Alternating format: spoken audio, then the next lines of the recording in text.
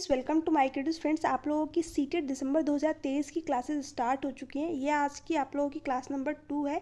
इसके पहले की क्लास में हमने एनिमल्स से रिलेटेड जितने भी इंपॉर्टेंट फैक्ट थे उनको डिस्कस किया हुआ था, जिसमें से कि कुछ एनिमल्स रह गए थे। उनको आज हम इस क्लास में पूरा अच्छी तरीके से कवर अप करेंगे। इसके बाद में इनसे रिलेटेड जितने भी प्रीवियस ईयर क्वेश्चन पेपर में क्वेश्चन पूछे गए उनको भी हम लोग सॉल्व करेंगे। तो देखिए यहाँ पर जो हमारा पहला पॉइंट दिया हुआ है वह है स्नेक के बारे में। तो देखिए यहाँ पर दिया है सांप एक रेंगने वाला सरीसृप प्रजाति का जीव है। तो सबसे पहले हम लोग बात कर लेते हैं कि जो सरीसृप प्रजाति के जीव हैं ये किसे कहते हैं। तो देखिए जितने भी जीव सरक करके यानी कि रेंग करके चलते हैं वह कैसे जीव होते हैं, सरीसृप प्रजाति के जीव। जैसे कि कछुआ हो गया, मगरमच्छ हो गया, ठीक है, सांप हो गया, छिपकली होगी, ये सब कैसे जीव हैं, सरीसृप प्रजाति के जीव, क्योंकि ये सरक करके चलते हैं, रेंग करके चलते हैं। साथ साथ आपको ये भी ध्यान में रखना है कि जो भी सरीसृप प्रजाति के जीव होते हैं वो अंडे देते हैं, ठीक है। तो सांप कैसा है, सांप एक रेंग करके चलने वाला जीव है, यानी कि सरक करके, और साथ साथ ये अंडे भी देता है। तो ये सरीसृप प्रजाति का जीव है। अब नेक्स्ट पॉइंट आप लोगों का दिया हुआ है, भारत में कुल 4 प्रकार के जहरीले सांप पाए जाते हैं। तो ये भी पॉइंट आप लोगों को ध्यान में रखना है।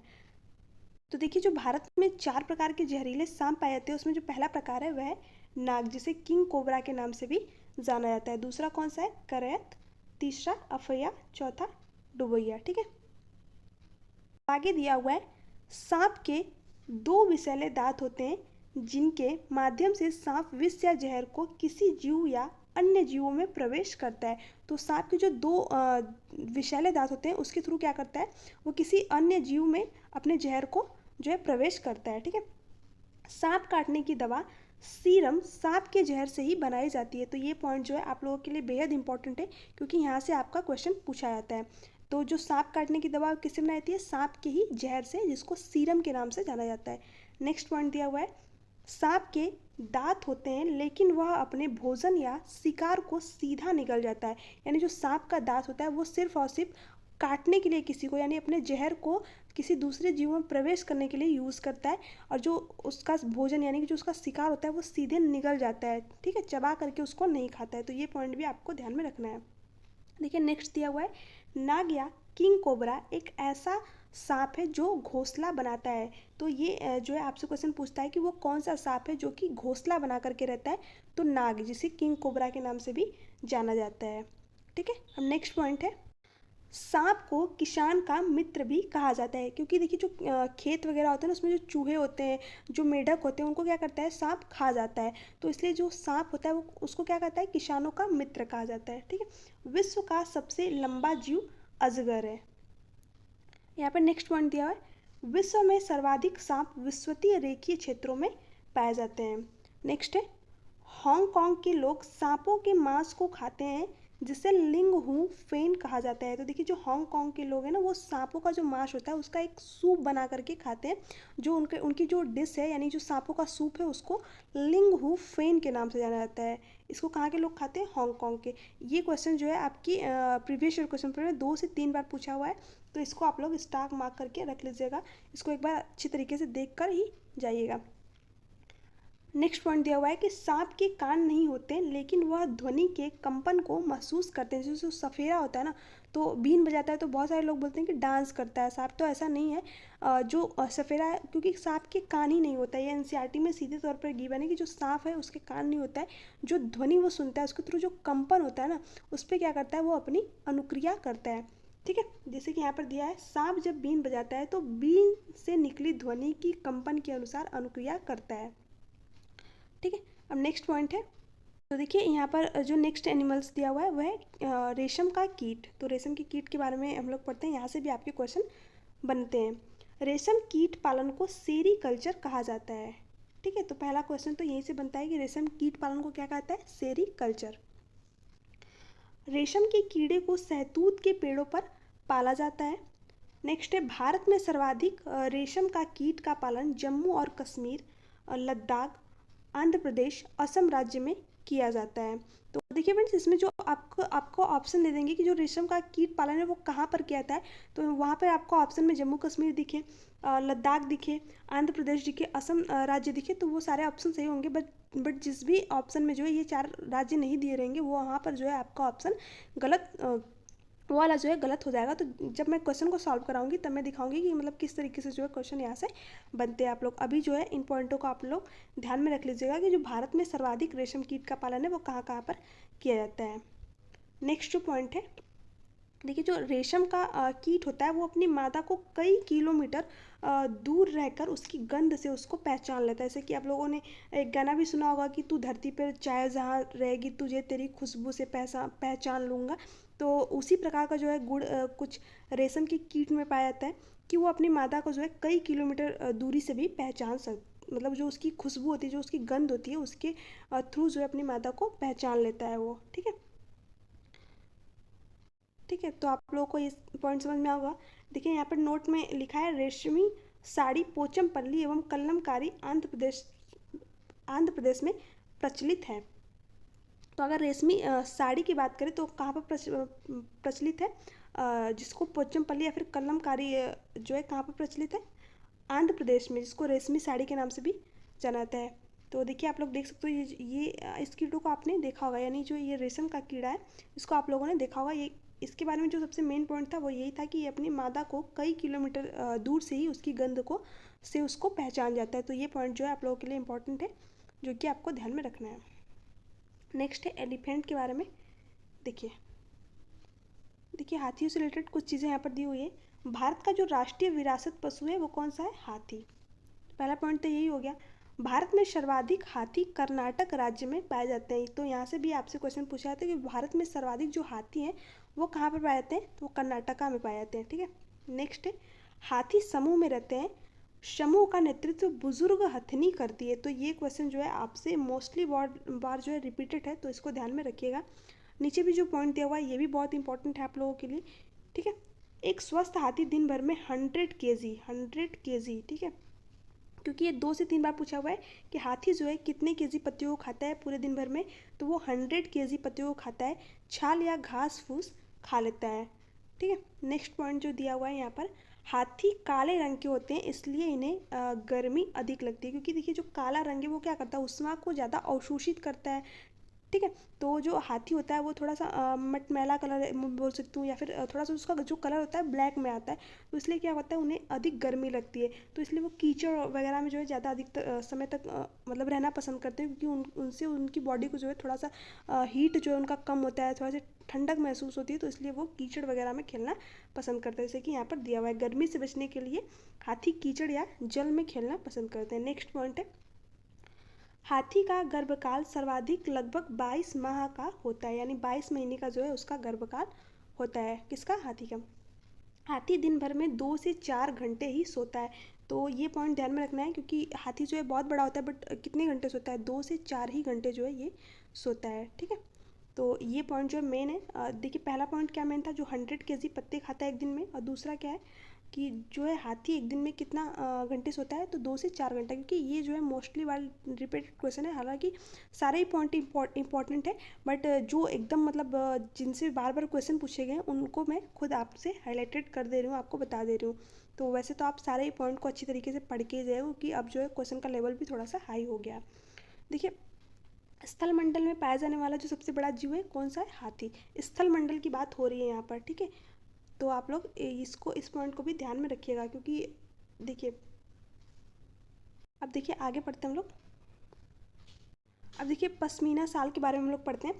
पश्मीना बकरी को लद्दाख केंद्र शासित प्रदेश में पाला जाता है। देखिए जो पश्मीना साल है ना, बकरी की खाल से बनाई जाती है। मतलब अभी आप लोग मैं अभी सारे पॉइंट को डिस्कस करूँगी तो आप लोगों को समझ में आ जाएगा। तो सबसे पहले पहला पॉइंट दिया हुआ कि पश्मीना बकरी को लद्दाख केंद्र शासित प्रदेश में पाला जाता है। तो जो पश्मीना बकरी होती है उसको कहाँ पाया जाता है, लद्दाख केंद्र शासित, जिसे कोल्ड डिजर्ट के नाम से भी जाना जाता है, ठंडा रेगिस्तान किसे कहते हैं, लद्दाख को। ठीक है, नेक्स्ट पॉइंट देते हैं, दिया हुआ है पश्मीना बकरी को चांगपा जनजाति के लोग पालते हैं। तो पहला क्वेश्चन तो ये आपसे ये पूछता है कि जो पश्मीना बकरी है वो कहाँ पर पाला जाता है, लद्दाख के अंदर, और कौन पालता है इसे। तो जो चांगपा जनजाति के लोग होते हैं वो क्या करते हैं, पश्मीना बकरी को पालते हैं। नेक्स्ट पॉइंट दिया है पश्मीना बकरी 5000 मीटर की ऊंचाई पर रह सकती है। ठीक है, जैसे जितनी ऊंचाई पर रहती है तो इनके जो बाल होते हैं वो काफ़ी सॉफ्ट आते हैं, तो दो जिसकी वजह से जो पश्मीना शॉल क्योंकि इनके बालों से ही बनाई जाती है तो वो काफ़ी जो है मतलब गर्मी जैसे जो इनके बाल होते हैं ना वो समझिए कि जो हमारे एक बाल होते हैं उनसे भी कई गुना ये पतले होते हैं, तो इनसे इनके बालों से जो शाल बनाई जाती है वो करीब करीब 10 से 12 स्वेटर या फिर 5 से 6 स्वेटर के बराबर जो है हमें गर्मी देती है, तो ये काफ़ी महंगी आती है और ये इतनी ऊंचाई पर रहती हैं तो जिसकी वजह से इनके जो बाल होते हैं वो काफ़ी नर्म आते हैं। अभी हम लोग आगे डिस्कस करेंगे। देखिए यहाँ पर दिया है पश्मीना बकरी -10 डिग्री तापमान पर भी रहकर जीवन यापन कर सकती है, तो इसीलिए जो है इनके बाल जो है क्योंकि 5000 मीटर की ऊंचाई पर ये लोग रहती हैं तो वहाँ पर तापमान भी काफ़ी लो रहता है, जो चंगपा जनजाति के लोग भी रहते हैं ना इसलिए इतना मेहनत करते हैं क्योंकि उतनी ऊंचाई पर जाना और उतने जो है कम टेम्परेचर में रहना, और क्योंकि जो अगर वो ऐसा नहीं करेंगे तो जो जो बकरियाँ होती है पश्मीना तो जो उनके शरीर पर बाल आते हैं वो उतने सॉफ्ट नहीं आएंगे, तो इसलिए ये लोग उतनी ऊंचाई पर जाते हैं 5000 मीटर की ऊंचाई पर जाते हैं जहाँ पर कि तापमान कितना होता है लगभग लगभग -10 डिग्री सेल्सियस तक। अब आगे देखिए यहाँ पर दिया हुआ है पश्मीना बकरी के बाल मनुष्य के बाल के 6 गुना पतले होते हैं, जैसे कि मैंने ऊपर बताया अभी, ठीक है कितने गुने पतले होते हैं 6 गुना, तो ये भी पॉइंट आप लोगों को ध्यान में रखना है।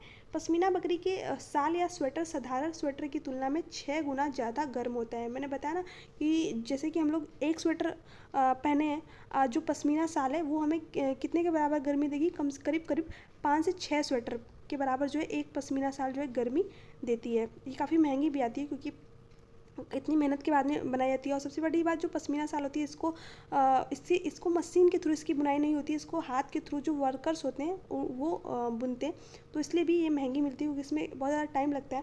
देखिए यहाँ पर दिया है पश्मीना के शाल या स्वेटर बनाने में 250 घंटे लगते हैं, ठीक है। नेक्स्ट है पश्मीना बकरी को जिस स्थान पर पाला जाता है उसे लेखा कहा कहते हैं, लेखा, ठीक है। और इसे पालता कौन है, चांगपा जनजाति के लोग, तो ये पॉइंट मैं बार बार बोल रही हूँ क्योंकि ये इम्पॉर्टेंट है।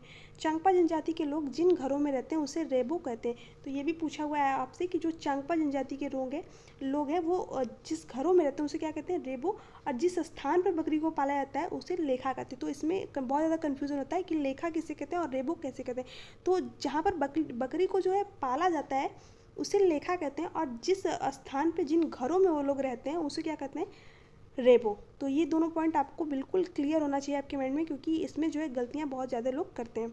नेक्स्ट है, देखिए आप लोग यहाँ पर देख सकते हो ये जो पश्मीना शाल है, ठीक है, ये पश्मीना शाल है जो कि बकरी के जो बाल नहीं होते उनके थ्रू जो है बनाई जाती है, और इसको बुनने में मैंने बताया कितने घंटे लगते हैं, 250 घंटे लगते हैं, और करीब करीब ये 6 स्वेटरों के बराबर गर्मी देती है। और इसकी जो बकरी के बाल होते हैं वो हमारे जो मनुष्य के बाल होते हैं उसके करीब करीब एक बाल का जो है 6 गुना ज़्यादा पतले होते हैं, ठीक है। तो आई होप कि आप लोगों को सारे पॉइंट क्लियर हो गए होंगे। अब नेक्स्ट पढ़ते हैं हम लोग बाघ के बारे में, ठीक है, टाइगर के बारे में हम लोग पढ़ते हैं। तो देखिए भारत का राष्ट्रीय पशु बाघ है, ये आप सबको पता ही है। नेक्स्ट पॉइंट है भारत में सर्वाधिक बाघ मध्य प्रदेश में पाए जाते हैं, इसलिए एमपी को टाइगर स्टेट भी कहा जाता है। तो ये क्वेश्चन ये भी पूछता है कि जो टाइगर स्टेट है वो किसे कहता है, तो मध्य प्रदेश को, ठीक है, मध्य प्रदेश को क्या कहता है, टाइगर स्टेट, क्योंकि यहाँ पर सबसे अधिक बाघ पाए जाते हैं। बाघ के शरीर पर काली एवं पीली धारियाँ पाई जाती हैं।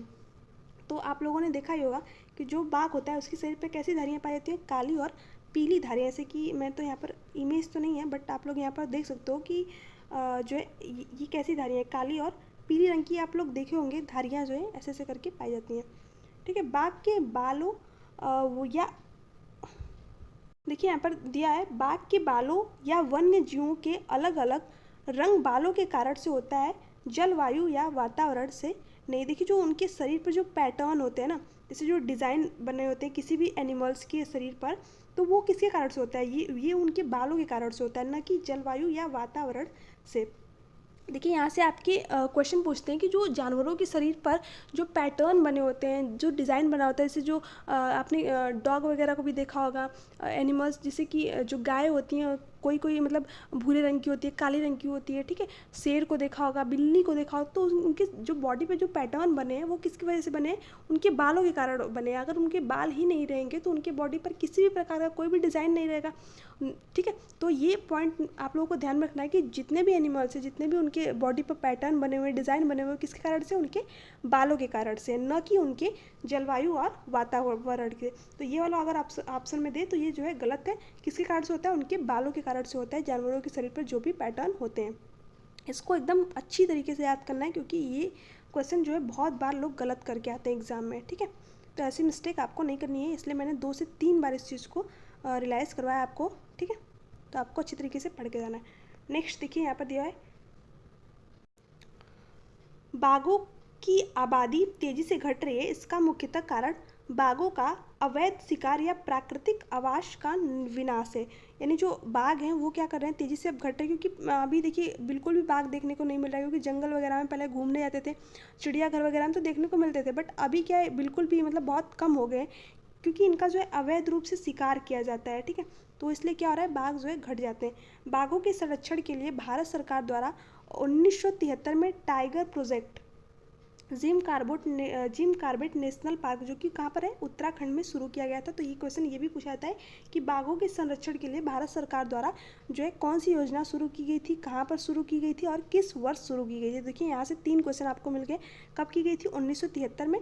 योजना का क्या नाम था, टाइगर प्रोजेक्ट। और कहाँ पर, जिम कार्बेट नेशनल पार्क, जो कि उत्तराखंड में स्थित है, ठीक है। नेक्स्ट पॉइंट है, बाघों को नर बच्चा 3 से 4 वर्ष की उम्र में अपने समूह को छोड़ देता है। बाघ का जन्म के समय जो बच्चा होता है उसका वजन कितना होता है, 2 से 2.5 केजी का होता है इसका जो बच्चा होता है, ठीक है। बाघ की दहाड़ 3 किलोमीटर तक सुनाई देती है। तो ये भी ध्यान में रखना है कि जो बाघ की दहाड़ होती है वो कितने किलोमीटर तक सुनाई देती है, 3 किलोमीटर तक जो है सुनाई देती है बाघ की दहाड़, ठीक है। 3 किमी तक सुनाई देती है, क्योंकि ये क्वेश्चन जो है पूछा हुआ है। बाघ अंधेरे में अपनी मूंछों के माध्यम से रास्ता बना लेता है। बाघ अंधेरे में मनुष्य से 6 गुना अधिक देख सकता है। तो जो बाघ होता है वो क्या करता है, अंधेरे में हम लोगों की तुलना में जो है 6 गुना ज़्यादा देख सकता है। और जो ये इसकी जी काफ़ी सेंसिटिव होता है, क्योंकि जो देखिए यहाँ पर दिया हुआ है, मैं ये पॉइंट बताने वाली थी आप लोगों को। बाघ जंगल में पत्तियों में सरसराहट या हिलने के कारण को दूर से ही पहचान जाता है कि पत्तियों में हिलने की या सरसराहट किसी जीव के आने के कारण होती है या फिर हवा के कारण होती है। बाघ ऐसा इसलिए कर पाता है क्योंकि बाघ के कान कई दिशाओं या चारों दिशाओं में गति करते थे। देखिए ये पॉइंट मैं आप लोगों को बताने वाली थी कि जो बाघ होता है ना, जैसे जो पत्तियां जो हिल रही हैं, तो वो ये समझ जाता है कि ये किसी जानवर की जाने से हिली है या फिर जो है हवा की वजह से हिली है।